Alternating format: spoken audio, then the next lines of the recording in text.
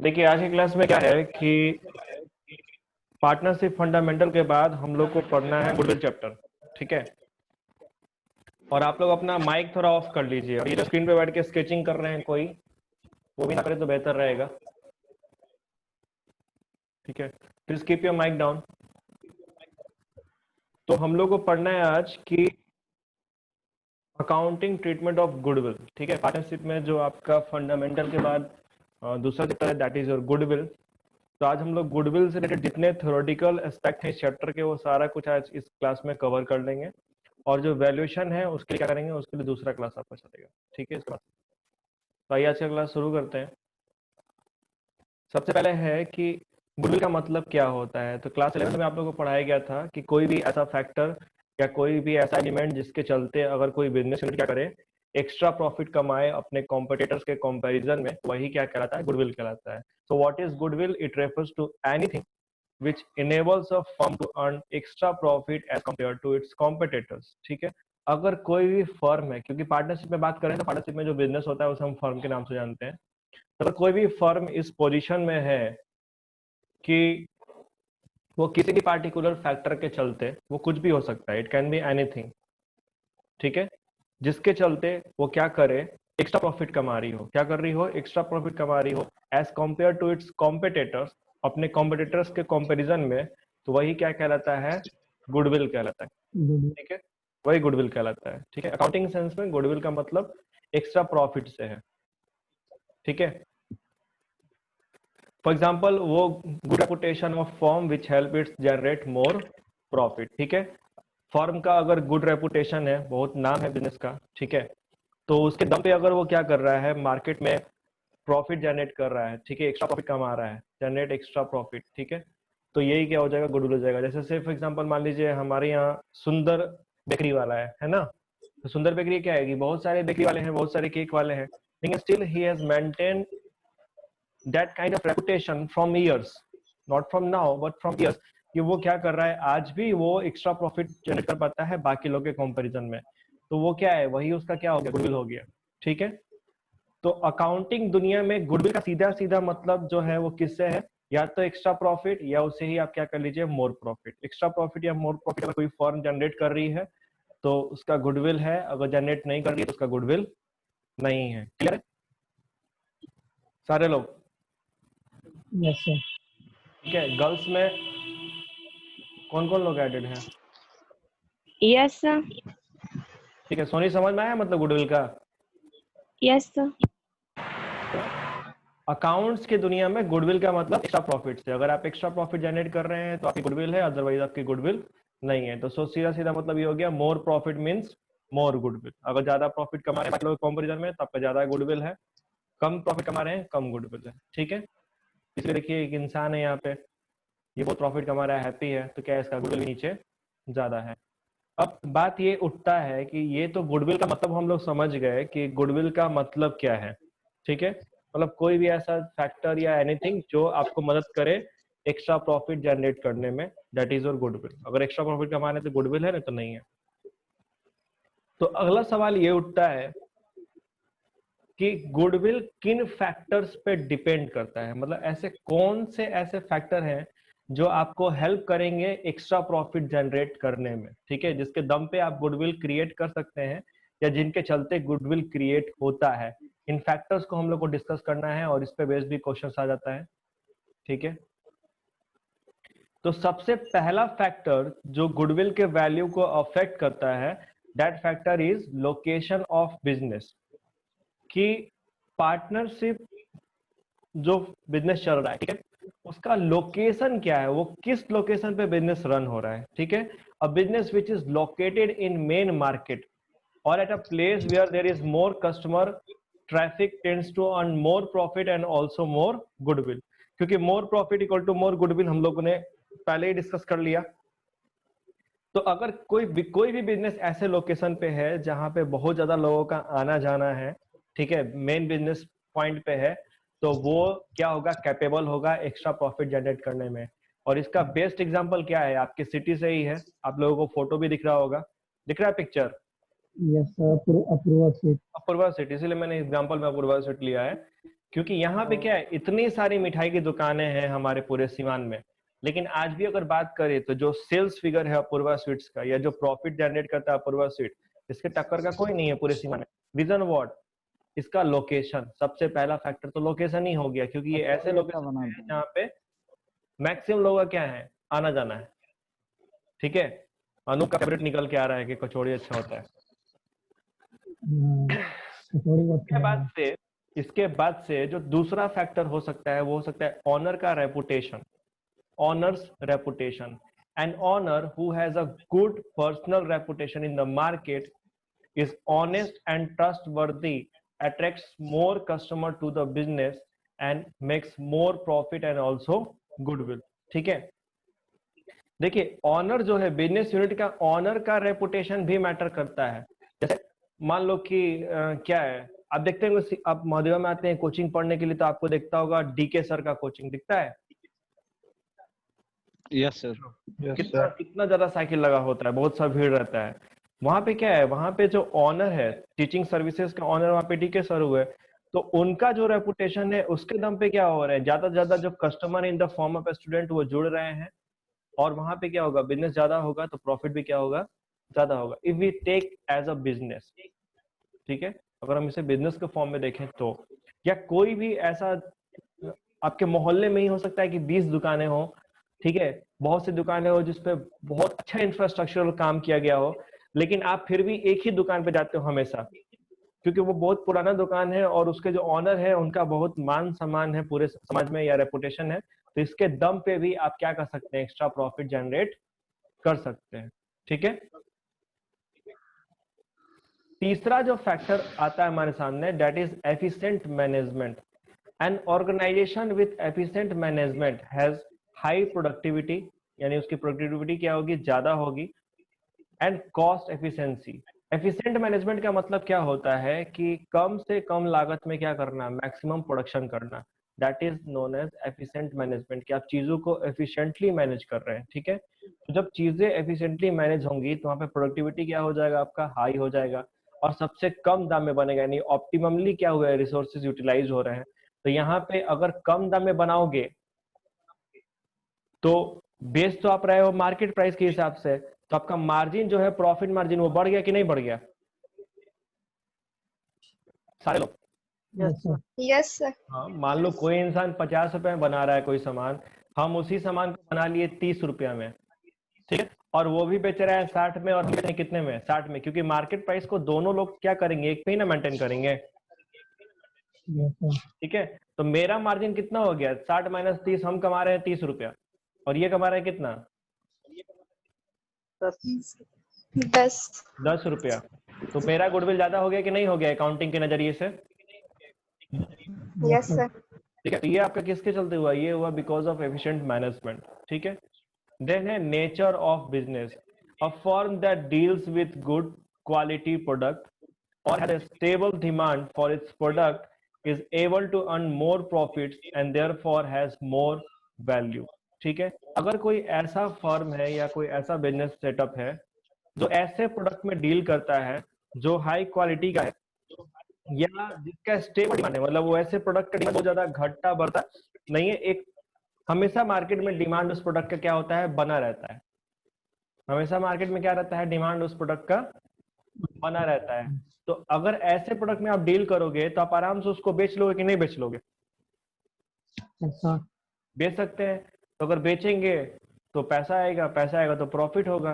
ठीक है, और आप इस स्थिति में रहेंगे कि आप अभी भी क्या कर सकते हैं, अर्न कर सकते हैं मोर प्रॉफिट। तो अगर आप ऐसे प्रोडक्ट में डील करते हैं जहाँ पे स्टेबल डिमांड है तो वहाँ पे क्या होगा, मोर गुडविल होगा।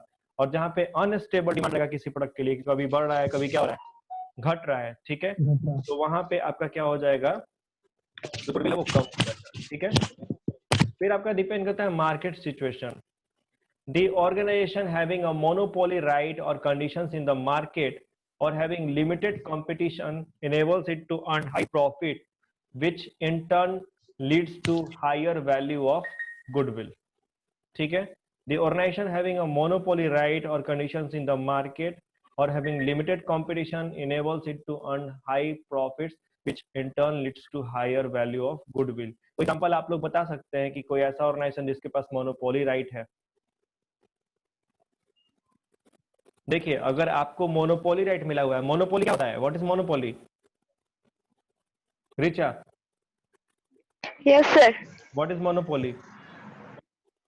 Sir, इसमें सिंगल सेलर और मल्टीपल्स बायर होते हैं। हाँ, तो सिंगल सेलर मतलब कि एकाधिकार, आपके पास अधिकार है उस चीज को बेचने का या सेल करने का या व्हाटएवर, ठीक है। मान लो कि आपको मोनोपोली राइट मिल जाए, हमको मोनोपोली राइट मिल जाए कि सिवान में खाली कॉमर्स हम ही पढ़ाएंगे, काइंड ऑफ गवर्नमेंट से मिल गया ऑथोराइज, तो फिर क्या होगा? I can make on high profits, क्योंकि फिर दूसरा कोई कॉम्पिटिटर होगा ही नहीं, ठीक है। तो कोई भी ऐसा बिजनेस जहाँ पे क्या है कि बिकॉज ऑफ पेटेंट्स या अदर राइट या किसी भी चीज के चलते क्या है, मोनोपोली क्रिएट हो जाए, ठीक है, बिजनेस की क्या क्रिएट हो जाए? मोनोपोली। तो फिर वो क्या करेगा? वो एक्स्ट्रा प्रॉफिट या अर्न करेगा या हाई प्रॉफिट जनरेट करने में कैपेबल होगा, और ज्यादा प्रॉफिट जनरेट करेगा तो उसका गुडविल भी क्या हो जाएगा? गुडविल क्या हो जाएगा? ज्यादा बढ़ जाएगा। बढ़ेगा, क्योंकि अकाउंट्स की दुनिया में गुडविल माने extra profit. If you are able to make extra profit you will have more goodwill. अगर नहीं कैपेबल हो तो नहीं होगा गुडविल, ठीक है। तो अगर आपको मोनोपोली सिचुएशन क्रिएट होता है आपके बिजनेस के लिए तो वहाँ पे आपकी गुडविल ज्यादा होगी, ठीक है। इसके अलावा special advantage of firm that has a special advantage like import licence, कि आपको वो सामान बाहर से इंपोर्ट कराने का क्या है अधिकार मिला हुआ है, आप ही कर सकते हो, ठीक है। मान लो जैसे कि MI का फोन है तो इंडिया में मैन्युफैक्चर हो रहा है, पहले क्या होता था? इंपोर्ट होता था ना चाइना से, ठीक है। तो कोई इंपोर्टिंग कंपनी है जो इंपोर्ट करती है प्रोडक्ट को, अब गवर्नमेंट ने क्या किया कि XYZ जो फर्म है उसको दे दिया इंपोर्ट लाइसेंस कि आप सिर्फ इंपोर्ट करके इंडिया में बेच सकते हो और कोई इंपोर्ट करने के लिए कैपेबल नहीं होगा, ठीक है। आपको ही लाइसेंस दिया गया, तो उस लाइसेंस के दम पे आप क्या करेंगे? सिर्फ आप बेचेंगे, और आप अगर बेचेंगे तो प्रॉफिट कौन कमाएगा? आप अगर सिर्फ बेचोगे तो आप ही कमाओगे, आप ही कमाओगे ना, आप ही कमाओगे तो प्रॉफिट भी ज्यादा आपका, तो गुडविल भी किसका? आपका, ठीक है। वैसे ही पेटेंट्स है, हाँ वैसे ही पेटेंट्स है, वैसे ही ट्रेडमार्क है, वैसे ही कॉपीराइट या assured a supply of electricity at a low rates, ठीक है।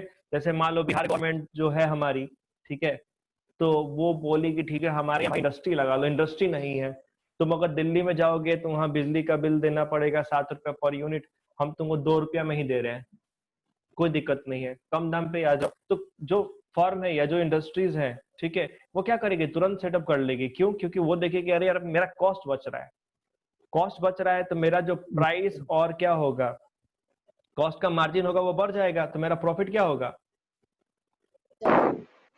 प्रॉफिट ज्यादा होगा ना, प्रॉफिट बढ़ जाएगा। प्रॉफिट ज्यादा हो जाएगा तो उसके दम पे क्या होगा? गुडविल भी ज्यादा हो जाएगा ना, ठीक है। या इसी के साथ साथ सेज यूनिट्स है हमारे देश में, special economic zones, special economics zones, जैसे हमारा क्या है? नोएडा है, क्या है? Noida is a special economic zones. Do you know what is the full form of Noida? बताया ना तुम लोगों को अभी क्लास में कि नहीं बताया? नो सर, नहीं बताया। New Okhla industrial development authority. Noida is not a place, Noida is specially developed area, ठीक है। नोएडा को स्पेशल एरिया के तौर पर डेवलप किया गया है कि वहां पे इंडस्ट्री सेटअप हो, ताकि क्या हो, प्रोडक्शन एक्टिविटी बढ़ाई जा सके गवर्नमेंट के द्वारा, ठीक है। तो ये इसका पूरा फुल फॉर्म है कि new Okhla industrial development authority, ठीक है। ऐसा तो क्लासी नाम लगता है नोएडा बोलने में, लेकिन ये क्या है? इट्स अ अथॉरिटी जिसको ये पूरा दिया गया था कि नोएडा एरिया है उसको क्या करने के लिए? डेवलप करने के लिए, ताकि वहाँ पे इंडस्ट्रीज लगे। अब जो इंडस्ट्रीज वहाँ पे लगेंगी उसको भाई बोला जाएगा कि ठीक है आपको 4 साल टैक्स नहीं देना पड़ेगा, इलेक्ट्रिसिटी हम कम रेट पे क्या करेंगे आपको प्रोवाइड कर देंगे, ठीक है। तो इससे क्या होगा, जो फर्म है वो एक्स्ट्रा प्रॉफिट जनरेट करने के लिए कैपेबल हो जाएंगे और उस दम पे उनका गुडविल भी क्या होगा? ज्यादा हो जाएगा। तो अभी हमने उन फैक्टर्स को डिस्कस कर लिया है जिन फैक्टर्स पे क्या करता है, गुडविल का वैल्यू डिपेंड करता है। कोई दिक्कत किसी को? करता है, ठीक है। अब सबसे बड़ा सवाल ये है कि ये जो गुडविल का पूरा स्टोरी हम लोग पढ़ रहे हैं, ये स्टोरी पढ़ रहे हैं हम लोग किस में? पार्टनरशिप में, ठीक है। तो क्वेश्चन ये उठा यार कि पार्टनरशिप में गुडविल को डिस्कस क्यों करना, why there is a need for valuation of goodwill, ठीक है, कि नीड फॉर वैल्यूएशन क्यों है गुडविल की और कब कब पड़ती है, ये भी क्वेश्चन पूछता है कि क्यों है और कब कब पड़ती है। तो पहले क्यों पे बात कर लेते हैं। तो क्यों का मतलब बस यही है कि यहाँ पे गुडविल का मतलब क्या है, एक्स्ट्रा प्रॉफिट से है ना, किससे है, एक्स्ट्रा हाँ sir, profit, extra profit sir. Extra profit. ठीक है। तो मान लो कि अगर ए और बी पार्टनर हैं और सी आएगा तो सी भी उस एक्स्ट्रा प्रॉफिट में हकदार बन जाएगा ना, यस सर। ठीक है। अब सी हकदार बन जाएगा तो सी से हम एक्स्ट्रा प्रॉफिट में जो सी हिस्सा लेगा उससे पैसा लेंगे नहीं लेंगे, इसके लिए यस सर, लेंगे। लेंगे ना भाई। तुम एक्स्ट्रा प्रॉफिट में तुम मेरे प्रॉफिट में से काट के हम तुमको क्या कर रहे हैं, दे रहे हैं। तो फिर वहां पे क्या होगा कि वहां पे सी भी हकदार बनेगा, तो सी से हम बोलेंगे कि ठीक है तुम क्या करो, 10,000 रुपया दो हमको, अगर तुमको एक्स्ट्रा प्रॉफिट में क्या बनना है, हिस्सेदार बनना है, तो नहीं बनाएंगे पार्टनर तुमको, ठीक है। या अगर आपका रेशियो चेंज हो जाए, change in the PSR, change in profit sharing ratio. अब मान लो कि 1,00,000 रुपया का प्रॉफिट जनरेट हो रहा था, ठीक है, और ए और बी बांट रहे थे इसको तुमको 3:2 में, तो 60,000 और 40,000 हो जाएगा ना, हो जाएगा, यस सर। ठीक है। और यस बाद में हुआ कि यार इक्वल इक्वल बांटेंगे, बाद में क्या हो गया, इक्वल इक्वल, तो इक्वल इक्वल हो गया तो कितना हो गया, 50,000 50,000। तो आप खुद देखो यहाँ पे कि ए को 10,000 का लॉस हो रहा है कि नहीं हो रहा है, और इसको 10,000 का क्या हो रहा है, प्रॉफिट हो रहा है। तो इसको मैनेज करना पड़ेगा कि नहीं करना पड़ेगा, तब भरेगा। तब आपका क्या होगा, अगर ये ए है ये बी है तो बी भरेगा 10,000 रुपया किसको, ए को, क्योंकि ए का 10,000 कौन ले रहा है, बी, ठीक है। तो यहाँ पर भी फिर जब आप गुडविल को वैल्यू करोगे तो भी तो तभी ना एडजस्टमेंट कर पाओगे। जैसे यहाँ पे तो हम मान ली कि गुडविल कितने का है, 1,00,000 का है, यहाँ पे हम क्या मान लिए थे कि गुडविल 1,00,000 का है, तब ना हम एडजस्टमेंट किए कि 10,000 का तुमको क्या हो रहा है, फायदा नुकसान हो रहा है, इसको मैनेज कर देंगे, ठीक है।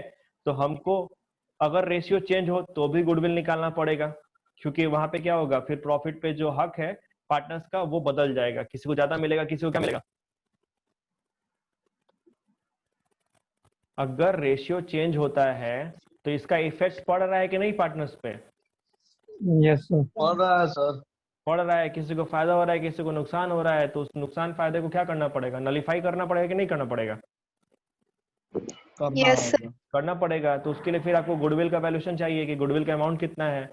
अगर एडमिशन होगा तो भी ये चीज होगा, क्योंकि एडमिशन होगा तो फिर रेशियो चेंज हो जाएगा, पहले वही प्रॉफिट बट रहा था अब 3 लोग में बटेगा, है कि नहीं। वैसे सर ही जब कंपनसेशन हो देगा सर, हाँ तो बोलिए सर ओल्ड रेशियो में देगा या न्यू रेशियो में देगा, क्या चीज, वो जब बात की जानी कोई है। नया पार्टनर आएगा, किसी पार्टनर का एडमिशन होगा, जो जितना छोड़ेगा उस हिसाब से देगा, new ratio old ratio old का रेशियो कंसेप्ट में ही नहीं देगा। है, ओल्ड और न्यू का कोई कंसेप्ट ही नहीं है, there is no concept of old और न्यू। जो पार्टनर जितना सेक्रीफाइस किया, यहाँ पे 10,000 सेक्रीफाइस किया, 10,000 ही देगा, ठीक ठीक है। रिटायरमेंट जब होगा तो भी आपको वैल्यूएशन करना पड़ेगा, क्योंकि हो सकता है कि पहले ए बी सी पार्टनर थे, सी रिटायर कर गया, तो सी का जो हिस्सा है वो कौन ले लेगा, ए और बी ले लेगा, तो ए और बी लेगा तो सी को भरना पड़ेगा कि नहीं भरना पड़ेगा, तो फिर रिटायरमेंट के टाइम में भी वैल्यूएशन होगा। अगर कोई पार्टनर मर जाएंगे तो भी वैल्यूएशन होगा उसका हिस्सा निकालने के लिए टोटल। अगर कोई फर्म हो रहा है, dissolution of firm, dissolution of firm का मतलब क्या होता है कि फर्म का खत्म हो जाना, ठीक है, पूरे फर्म को क्या करना, क्लोज कर देना। तो dissolution of firm where business is sold as a going concern, तो बिजनेस को हम बंद कर रहे हैं, लेकिन बंद करके क्या कर रहे हैं, मतलब किसी और पार्टी को बेच दे रहे हैं, बात समझ रहे हो। यहाँ पे क्या है कि business is sold as a going concern, मतलब किसी थर्ड पार्टी को क्या करना, बिजनेस को सेल कर देना, तो सेल कर देना, ठीक है। तो वहां पे क्या होगा, वहां पे भी गुडविल का वैल्यूएशन होगा, ठीक है। मान लो कि आप कोई बिजनेस किए हैं, 10 साल उसको समय दिए हैं, महीना में 2 लाख रुपए का प्रॉफिट जनरेट कर रहे हैं, और उस बिजनेस को आप बेचने जाइएगा, तो भले ही उस बिजनेस में मात्र 10 लाख का ही एसेट इन्वॉल्व हो, लेकिन क्या वो 10 लाख में ही बिकेगा, नहीं हो सकता है 10 लाख के बदले आपको 50 लाख भी देना पड़ जाए, ठीक है। तो वहां पे क्या है कि ये ऐसे सिचुएशंस है जहां पे गुडविल का वैल्यूएशन करना पड़ेगा हम लोगों को, ठीक है। तो क्या क्या पॉइंट हम लोग डिस्कस Yes, कर, sir. गुडविल क्या है, हमने ये डिस्कस कर लिया कि गुडविल किन फैक्टर्स पे डिपेंड करता है, हमने ये डिस्कस कर लिया कि गुडविल की वैल्यूएशन की जरूरत पार्टनरशिप बिजनेस में क्यों पड़ती है, ठीक है। इसके बाद हम लोग देखते हैं कि गुडविल के फीचर्स क्या हैं, गुडविल के फीचर्स क्या हैं। तो पहला फीचर है कि जो गुडविल है वो क्या है, इनटेंजिबल एसेट है। गुडविल क्या है, इनटेंजिबल एसेट है, दिखता नहीं है। अब ऐसा थोड़ा ना है कि अपूर्वा स्वीट आप फोटो में देखे तो क्या अपूर्वा स्वीट के आगे कोई मीटर लगा है, गुडविल मीटर, जो मीटर आपको बता दे कि दुकान का इतना गुडविल है। Yes, sir. भीड़. भीड़ is not a metre, No, sir. भीड़ Yes, मीटर sir. थोड़ी है। ठीक है, भीड़ Nominal मीटर होगा, नहीं sir. है। Yes, it is a intangible asset, you can not see it, ठीक है। ये फिजिकल एसेट्स की तरह दिखता नहीं है कि जैसे गाड़ी है, मशीनरी है, बिल्डिंग है, वो आपको दिखेगा, लेकिन गुडविल आपको डायरेक्टली फिजिकल फॉर्म में नहीं दिखता है, ठीक है। इसका फिजिकल फॉर्म नहीं होता है, it is an intangible asset. दूसरा फीचर क्या है कि it can not be separated from the business like physical asset can. आप बिजनेस से सेपरेट नहीं कर सकते हैं, मतलब आप किसी भी बिजनेस से सेपरेटली उसके गुडविल को नहीं बेच सकते हैं। सिंपल एग्जांपल, जैसे मान लो कि फिजिकल एसेट है, तो मान लो बिजनेस के पास एक कार था, बिजनेस के नाम से क्या किया गया था, एक कार परचेस किया गया था, तो हम चाहें तो उसको बेच सकते हैं कि नहीं, कार को yes, sir. बेच सकते हैं। मान लो 3-4 साल यूज हुआ, उसके बाद हुआ कि यार अब क्या करेंगे, फॉर्म के लिए नया कार लेना है, इसको हटाओ, बेच दो, बेच के हटा देते हैं, ठीक है। लेकिन क्या गुडविल बेच लोगे, No, sir. नहीं, No, इम्पॉसिबल sir. है। गुडविल कब बिकेगा, जब पूरा बिजनेस सेल होगा Business जाएगा. तभी बिकेगा, Business के पूरे साथ. बिजनेस के साथ अलग नहीं हो सकता है। बिजनेस से Yes, अलग sir. गुडविल का सेपरेट एग्जिस्टेंस कुछ होता ही नहीं है, ठीक है। गुडविल जुड़ा हुआ है या तो ऑनर से, नहीं तो किससे, बिजनेस से। तो अगर आप Business बिजनेस से छाट के बात करेंगे या ऑनर से अलग करके बात करेंगे तो गुडविल का अपना पर्सनल कोई एग्जिस्टेंस नहीं होता है, ठीक है। नहीं है. दूसरा बात सर बोला है, हाँ बोलिए। सर अगर ये कोई बिजनेस, अगर कोई मशीनरी अपना सोल्ड कर देता है या फिर जो चीप प्राइस पे best quality of products provide करा रहा है सर, वो नहीं करा पाता है, उस समय तो सर गुडविल वहां पे रहेगा नहीं सर। गुडविल का अकाउंटिंग मीनिंग हम लोग डिस्कस कर रहे हैं, और अकाउंटिंग मीनिंग बस एक ही चीज है, एक्स्ट्रा प्रॉफिट। तुम चीप में बेचो, तुम महंगा बेचो, ठीक है। जैसे कुछ लोग सामान को सस्ता बेच के लेकिन सेल फिगर ज्यादा करके प्रॉफिट ज्यादा बना लेते हैं, होता है ना। यस सर, Yes, यस और sir. कुछ कंपनियां रोल्स रॉयस की तरह भी हैं कि साल भर में 2-3 गाड़ी बेचेगा, ठीक है। 10-20-30 बेच पूरा लिया, निकाल लेगा. बहुत बेच लिया, मतलब 50 कार बेच लिया तो बहुत बेच लिया, ठीक है। लेकिन उसके दम पे भी वो क्या Yes, करते हैं, sir. एक्स्ट्रा प्रॉफिट जनरेट कर रहे हैं। तो वो डिपेंड करता है सिचुएशन टू सिचुएशन। यहाँ पे फंडा बस एक्स्ट्रा प्रॉफिट का है। आप अगर एक्स्ट्रा प्रॉफिट कमा रहे हो भैया, आपका गुडविल है, नहीं कमा रहे हो, गुडविल नहीं है। अकाउंट्स की दुनिया में कोई गुडविल नहीं, ठीक है। अगर आपका रेपुटेशन पैसे में कन्वर्ट हो सकता है तो वो गुडविल है, अकाउंट्स के हिसाब से। नहीं हो सकता है, नहीं है, बात समझे, यस सर। ठीक है। फिर आपको लास्ट जो नेक्स्ट फीचर बोला है गुडविल के बारे में, वो ये बोला है the value is subjective and depend on the person judging it, customer, ठीक है। जो गुडविल का जो वैल्यूएशन है या जो वैल्यू है, ये सब्जेक्टिव होता है। क्या होता है, the value is subjective. Subjective मतलब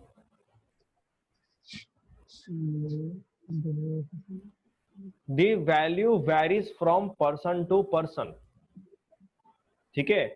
गुडविल का वैल्यूएशन एग्जैक्ट नहीं हो सकता है, ये वेरी करेगा पर्सन टू पर्सन। जैसे से फॉर एग्जांपल मान लीजिए कि आप यहाँ पे पढ़ रहे हैं, ठीक है। तो यहाँ की चीजें अगर आप समझ रहे हैं, ये आपके काम का है। क्या है, आपके काम का है। तो काम आपके का मन में यहाँ के लिए गुडविल होगा, होगा ना, होगा Yes, सर। sir. ठीक है। Let's take a business example. Business example से बात करते हैं। मान लो कि तुमको दिखा कि टॉपर्स फैक्ट्री का पूरा सेटअप, ठीक है, टेक्नोलॉजिकल जो भी चीजें हैं, and you wish to buy it. तुमको ये चीज समझ में आ रहा है कि ये किस तरीके से काम कर रहा है और इसका फ्यूचर क्या है, तो तुम वो सोच पा रहे हो और तुम सोचे कि क्या करने का, इसको खरीदने का। तो तुम्हारे मन में आया कि अगर ये नाम अगर हम बाई कर लेते हैं, ठीक है, तो तुम अपने मन में परसीव किए कि इस नाम के थ्रू हम बिजनेस बड़ा कर सकते हैं, और आपने क्या किया कि इस नाम के लिए आप 1 लाख रुपए देने के लिए रेडी हो गए, क्योंकि वहां पे क्या था, आपके हिसाब से आपने गुडविल जज किया कितना रुपया, 1 लाख, ठीक है। लेकिन यही रोड चलता कोई दूसरा आदमी होगा जिसको कॉमर्स के बारे में कुछ नहीं पता है, जिसको ई कॉमर्स का आइडिया नहीं है, जिसको डिजिटल मार्केटिंग का आइडिया नहीं है, या जिसको डिजिटल एजुकेशन का आइडिया नहीं है, तो उसको बोलोगे तो 10 रुपए नहीं निकालेगा पॉकेट से। बात समझ रहे हो, बात समझ रहे हो, ठीक है। तो the thing is the value is subjective. Business का गुडविल जो है वो दूसरा कोई व्यक्ति परसीव करता है, और ये डिपेंड करता है पर्सन के अपने परसेप्शंस पे, पर्सन के अपने परसेप्शंस पे, ठीक है। हो सकता है कि कोई प्रॉपर्टी रोड के किनारे पड़ा हो, मेन रोड पे हो, तो कोई व्यक्ति उसको देखेगा तो बोलेगा अरे बकवास है, मतलब ये लेना बेकार है, ठीक है। और कोई इंसान उसी के लिए 10 करोड़ रुपए देने के लिए क्या है, रेडी है, क्योंकि वो उसका फ्यूचर देख सकता है, ठीक है। तो ये भी क्या है, सब्जेक्टिव है, ठीक है। तो ये कुछ फीचर्स हो गए गुडविल के। इसके बाद टाइप्स पे बात करते हैं। तो टाइप्स, 2 टाइप के गुडविल होता है, एक परचेज गुडविल और एक इनहेरेंट गुडविल। परचेज गुडविल क्या होता है, जब बिजनेस क्या होगा, सेल होगा, तो वहां पे जो गुडविल इन्वॉल्व होगा वो कौन सा गुडविल होगा, purchase goodwill. Purchase goodwill comes around when a business concern is purchased for an above amount the fair value of the separable acquired net asset, ठीक है। तो नेट एसेट्स का वैल्यूएशन करने के बाद जो भी आप एक्स्ट्रा पैसे दे रहे होते हैं वही क्या कहलाता है, परचेज गुडविल कहलाता है, ठीक है। ये गुडविल आप अकाउंटिंग रिकॉर्ड्स में दिखा सकते हैं, किसको, परचेज गुडविल को, क्योंकि यहाँ पे आप गुडविल के लिए पैसा क्या करेंगे, पैसा क्या करेंगे, पे करेंगे, ठीक है। लेकिन जो दूसरा टाइप है गुडविल का, वो कौन सा गुडविल है, इनहेरेंट गुडविल। इनहेरेंट गुडविल, यानी जो अपने आप क्या हुआ है, उपजा है, जो समय के साथ धीरे धीरे क्या हुआ है, बड़ा है। Inherent goodwill is the opposite of purchase goodwill and represents the value of a business more than the fair value of its separable net asset। अगर नेट एसेट्स की बात करें, यानी एसेट माइनस लायबिलिटी, तो एसेट माइनस लायबिलिटी करने के बाद अगर आपका वैल्यू 6 लाख का है, ठीक है, और बिजनेस का आप वैल्यूएशन कर रहे हैं तो आपके हिसाब से वो 8 लाख बैठ रहा है, तो 2 लाख रुपया क्या हो गया, 2 लाख गुडविल हो गया, ठीक है। रिप्रेजेंट्स सर एक बार और सर समझा रहे हैं, वही बात तो समझा रहे हैं कि आप नेट एसेट जो आप निकाले, क्या निकाले, नेट एसेट माइनस, मतलब कि एसेट माइनस लायबिलिटी का वैल्यूएशन करके आया 6 लाख, ठीक है। और आपके हिसाब से जो वैल्यूएशन किया बिजनेस का, कि अगर बेचेंगे तो कितना में बेचेंगे, तो 8 लाख में बेचेंगे, ठीक है। आप मन में सोचेंगे अगर कल होकर सेल करना होगा तो कितने में करेंगे, 8 लाख में, ठीक है। तो ये क्या रिप्रेजेंट कर रहा है, represent the value of a business more than the fair value of its separable net asset. Separable net asset, ठीक है। आप वैल्यूएशन कितने पे कर रहे हैं, 8 लाख पे, तो डिफरेंस कितने का हुआ, 2 लाख का। 2 लाख की आपका क्या बन गया, गुडविल बन गया। लेकिन ये गुडविल आपके अकाउंटिंग बुक्स में रिकॉर्ड नहीं होता है, क्योंकि इस गुडविल का पेमेंट नहीं कर रहे हैं, ठीक है। सिर्फ परचेज गुडविल आपके अकाउंटिंग बुक्स में आएगा, इनहेरेंट गुडविल नहीं आएगा। और इसके पीछे है provision accounting standard 26। Accounting standard 26 बात करता है अकाउंटिंग फॉर इंटेंजिबल एसेट्स के बारे में, और अकाउंटिंग स्टैंडर्ड 26 क्या कहता है, इसके प्रोविजन को भी आपको जानना होगा, क्योंकि आपके सीबीएसई के सिलेबस में एस 26 का प्रोविजन मेंशन है, ठीक है। आइए देखते हैं एस 26 क्या कहता है। एज पर accounting standard 26, goodwill is recorded in the books only when some consideration is money or money worth has been paid for it। Goodwill accounting book में तभी रिकॉर्ड होगा जब इसके लिए कुछ ना कुछ मनी कंसिडरेशन, यानी कि गुडविल के बदले पैसा पे किया गया हो, या मनीज वर्थ हैज बीन पेड, यानी मनी के बराबर ही कोई एसेट संपत्ति क्या किया गया हो, दिया गया हो, ठीक है।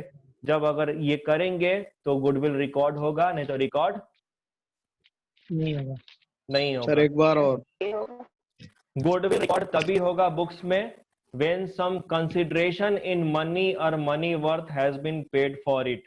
आप गुडविल को तभी बुक्स में रिकॉर्ड करेंगे जब गुडविल के लिए पैसा पे किया गया हो, या पैसे के बराबर ही इक्विवेलेंट ही कोई एसेट, कोई संपत्ति गुडविल के लिए दी हो।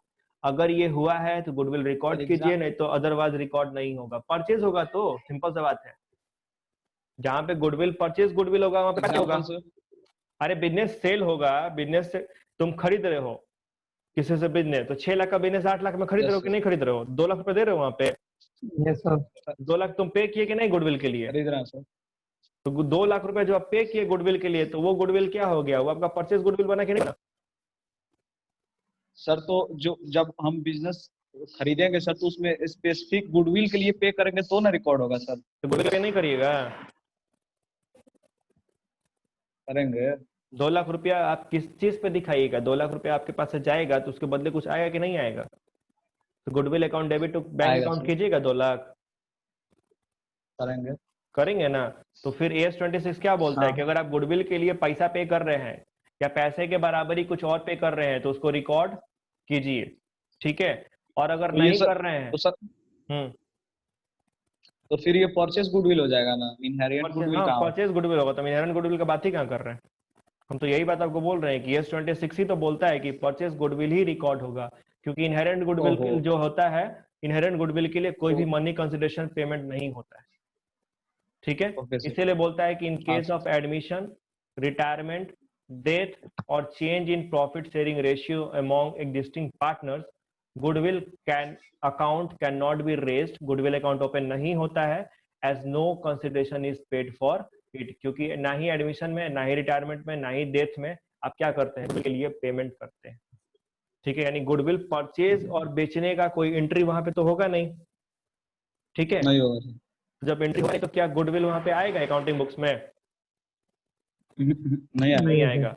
तो this is the No, sir. Provision of accounting standard 26। तो अब इस प्रोविजन का अगर हम लोग क्या करें, नटसेल में देखें, बात करें, तो बस इतना ही है कि परचेज गुडविल को रिकॉर्ड करना है और इनहेरेंट गुडविल को रिकॉर्ड नहीं करना। नहीं करना है, ठीक है? इसी के साथ गुडविल का पूरा थ्योरेटिकल पोर्शन जो आपको क्लास 12 के सिलेबस में पढ़ना है, ये खत्म हो गया आज की क्लास में। अगले अकाउंट्स की क्लास में हम लोग वैल्यूएशन पार्ट को देखेंगे कि ये जो गुडविल है इसकी वैल्यूएशन कैसे होती है, और उसके लिए जो प्रिस्क्राइब तीनों मेथड है, ठीक है? Average profit method, super profit method और कैपिटलाइजेशन मेथड, वो तीनों ही मेथड को अगले हम लोग क्या करेंगे, डिस्कस करेंगे, ठीक है? तो आज के क्लास में जितने टॉपिक हम लोग डिस्कस किए, गुडविल का मीनिंग, गुडविल को अफेक्ट करने वाले फैक्टर, ठीक है, गुडविल का वैल्यूएशन क्यों करना चाहिए, गुडविल के फीचर्स, ठीक है, और गुडविल के टाइप, ये सबको समझ में आ गया? Yes sir. धीरे भाई। ठीक है, एक ही इंसान से नहीं पूछे, सारे लोगों से पूछे हैं, Yes, sir. Yes, sir. ठीक है? तो आज का कन्हैया तो क्लास सर माइक ही नहीं खोलता है सर अपना। कन्हैया बचाता है माइक को, वो आवाज जाएगा तो खराब हो जाएगा माइक। खैर, तो आज का क्लास यहीं पे हम लोग क्या कर रहे हैं, क्लोज कर रहे हैं, फिर कल मिलेंगे हम लोग एक के साथ, ठीक है? Okay sir, thank you so Thank much you, sir. sir. Welcome all, bye bye bye. Bye bye.